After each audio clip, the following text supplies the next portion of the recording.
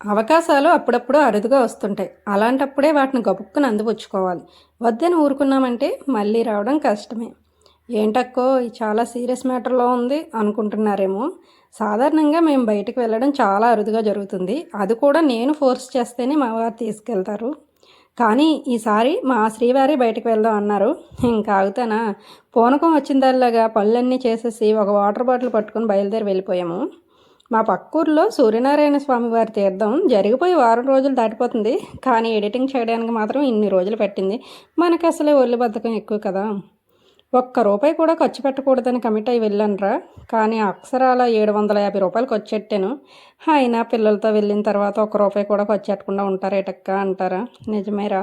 ఇలాంటి తింగర ఆలోచనలు చేసి గతంలో నేను తగలెట్టింది చాలా ఉన్నది.